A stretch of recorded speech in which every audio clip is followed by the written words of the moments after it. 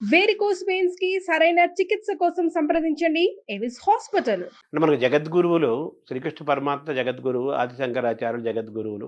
అసలు మనకు కనిపించే తల్లిదండ్రులు మనకు పాఠాలు చెప్పే, మార్గదర్శనం చేసే గురువులతో పాటు వాళ్ళు ఎక్కడి నుంచో మనకు మార్గదర్శనం చేస్తున్న జగద్గురువులు ఆది శంకరాచార్యులు, వ్యాసుడు, అవును. శ్రీకృష్ణ పరమాత్మ కదా! అయితే మీరు ఇప్పుడు నాయకత్వపు లక్షణాలు ఏర్పడటం, రీడర్‌షిప్ రెండూ ఉన్నాయి మీకు. ఆ! ఇవి ఎలా వచ్చాయి? ఎలా ఏర్పడ్డాయి? అవి ఈ కారణం చేత వచ్చాయి అని చెప్పడం కష్టమేమో కానండి. బహుశా అలా ఏర్పడడానికి కారణం మాత్రం ఏదైనా ఒక లక్ష్యాన్ని పెట్టుకున్నప్పుడు, ముందుగానే దాని గురించి తరచి ఆలోచించి, ఈ లక్ష్యాన్ని పెట్టుకున్న తర్వాత మధ్యలో విడిచిపెట్టకుండా నేను సాధించడానికి ప్రయాణం చెయ్యాలి. ఎందుకనంటే, ఒక లక్ష్యాన్ని పెట్టుకుని మీరు బయలుదేరారనుకోండి, మిమ్మల్ని పొగిడేవాళ్ళు, మీ వెనక నిలబడేవాళ్ళు, మిమ్మల్ని సమర్థించేవాళ్ళు ఎలా ఉంటారో, రాళ్ళేసేవాళ్ళు, దాని గురించి ఏమీ తెలియకపోయినా ఏవేవో మాట్లాడేవాళ్ళు కూడా ఉంటారు. హేతుబద్ధమైనటువంటి సలహా, ఏది మన లక్ష్యాన్ని చేరుకోవడానికి పనికొస్తుందో దాన్ని స్వీకరిస్తూ, మిగిలిన దాని గురించి అంతగా అంటకాగిపోకుండా, వాళ్ళు నా లక్ష్యశుద్ధిని అర్థం చేసుకోవాలి అని భగవంతుణ్ణి ప్రార్థించి స్నేహభావంతో వాళ్ళ పట్ల ఉదాసీన భావం వహించడం అలవాటైతే, మన ప్రమేయం లేకుండానే మనకి నాయకత్వ లక్షణం వస్తుంది. అందరినీ నడిపించగలం.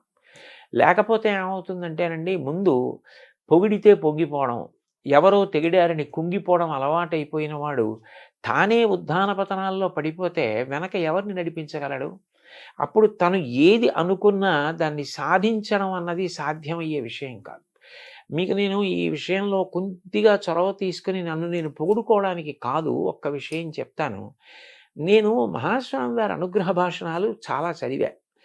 ఆయన ఏది చెప్పినా సాధికారికంగా సంతోషంగా చెప్తారు.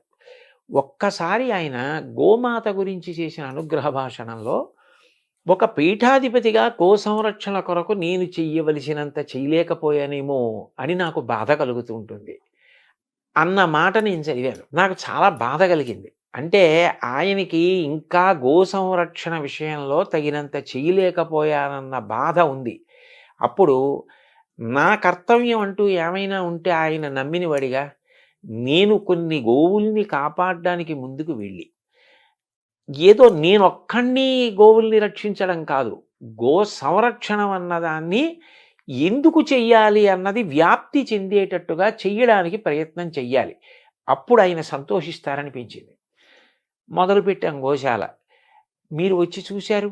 అది ఇవాళ అంత గొప్పగా నడుస్తూ ప్రతిరోజు 2 పూటల 60-70 మంది కార్యకర్తలొచ్చి స్వచ్ఛందంగా పనిచేసి అంత సంతోషంగా అక్కడ కార్యం జరుగుతోంది అంటే ముందు నమ్మకం ఉండాలి. మొదలుపెట్టిన తర్వాత ఎన్నో విమర్శలొచ్చాయి. వెనక్కి లాగేవాళ్ళొచ్చారు. ముందుకు తోసేవాళ్ళొచ్చారు. ముందుకు తోస్తే పడిపోకుండా, వెనక్కి లాగితే తూలిపోకుండా నిభాయించుకుని పెద్దాయన చెప్పిన మాట మనకుందన్న నమ్మకంతో వెళ్ళిపోవడంలోనే లక్ష్యశుద్ధి. అక్కడ నాయకత్వం తయారవుతుందండి.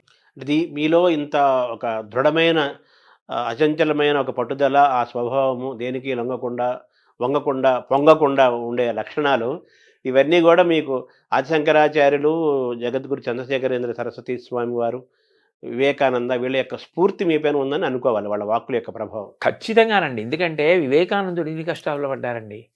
శంకరాచార్యులు వారు ఎన్ని కష్టాలు పడ్డారు. ఆయన్ని శారీరకంగా కూడా అంతం చేసేద్దామని ప్రయత్నం చేశారు. ఎవరి మీద ఆయన శత్రుభావన పెట్టుకోవాల. అందరితో మాట్లాడారు. అందరినీ మిత్రుల్ని చేసుకున్నారు. చిట్ట చివరికి 32 ఏళ్ళు పూర్తయ్యేటప్పటికీ అందరూ ఆయన మార్గంతో ప్రేమతో కలిసి నడిచారు. ఆయన మీద ఒక కాపాలికుడు మంత్రప్రయోగం చేశాడు. ఆయన మీద ఎన్ని జరిగాయి, ఆయన వాటన్నిటికీ చెలించిపోలేదు. నిభాయించుకుని ముందుకు నడిచారు. జగద్గురువులుగా అంత గొప్ప స్థానాన్ని సంపాదించుకొని ఇవాళ ప్రపంచమంతా 2 చేతులెత్తి నమస్కరించి 32 ఏళ్ల వయస్సులో ఇన్ని చేయడం ఎవరికి సాధ్యం? శంకరాచార్యుల వారికి తప్ప. అంటోంది అంటే ఆయన కన్నా గొప్ప నాయకుడు ఎక్కడుంటారండి? చంద్రశేఖరేంద్ర సరస్వతి మహాస్వామి వారి జీవితంలో 90 పడి దాటిపోయిన తర్వాత కూడా ఆశ్రమధర్మం విడిచిపెట్టకుండా తోపుడు బండి పట్టుకుని, సత్యదండాన్ని పట్టుకుని కాలినడకన వెళ్ళారు అంటే నిజంగా ఎంత స్ఫూర్తిదాయకమైన జీవితాలండి అవన్నీ. ఎంత నిబద్ధతతో ఆశయాలకి ఎలా కట్టుబడ్డారు. వారిని విమర్శించిన వారు ఉన్నారు ఆయన కాలంలో. ఈ వాదం తప్పు, భగవంతుడేమిటి, భక్తి ఏమిటన్న వాళ్ళు ఉన్నారు. కానీ ఆయన నమ్మినదేదో దాన్ని ఆయన అలా ఆదరించారు. అన్నిటికన్నా విశేషం ఏంటంటే ఇతరులను కూడా అంత గౌరవించారు. ఏదో తన భావానికి వ్యతిరేకించిన వాళ్ళని ఆయన ఎప్పుడు విమర్శించడం కానీ, తక్కువ చేయడం కానీ చేయలేదు. నాకు మహాస్వామి వారిలో చాలా నచ్చే విషయం ఏమిటంటే, ఒకసారి నాస్తికుల గురించి ఆయన మాట్లాడారు.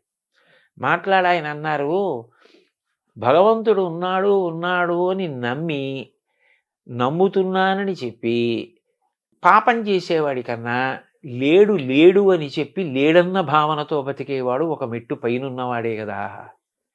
ఎంత గొప్ప స్పష్టత అండి. అంటే మనకంటే వాడు ఎక్కువ ఆలోచించాడని.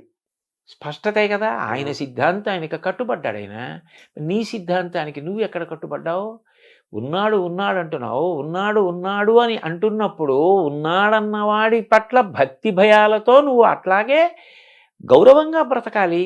మరి నువ్వు పాపం వైపుకి అందుకు అనురక్తుడు అవుతున్నావు. అలా అవ్వకూడదు కదా అని ఇటువైపున ప్రబోధము చేస్తూ, అటువైపు ఒక సిద్ధాంతానికి నమ్మితే కట్టుబడ్డం అన్నది ఏదైనా కూడా అది వాళ్ళ గొప్పతనము అని చెప్పి పొగుడుతూ మాట్లాడడం నిజంగా ఆయన సామరస్యానికి, ఆయన మంచితనానికి, అవగాహనకి ఎంత మంచి ఉదాహరణ అండి. ఇప్పుడు మీరు చంద్రశేఖర సరస్వామి చెప్పారు. ఆదిశంకరాచార్యులు కూడా ఆ చేత సీతాచలము కాలినడక నడిచి అనేక పీఠాలు స్థాపించి ఎంతో జ్ఞానాన్ని మనకు పంచి ఒక 1,00,000 మంది కలిసి కొన్ని వేల సంవత్సరాలు చేయని పని ఒక్కడు చేశాడు కదా. అవునండి, ఆయన ప్రభావం చంద్రశేఖర సరస్వతి స్వామి మీద తప్పనిసరిగా ఉంటుంది కదా. ఖచ్చితంగా. వారందరి ప్రభావం మీ పైన ఉంది. అవునండి. అంతే కదా.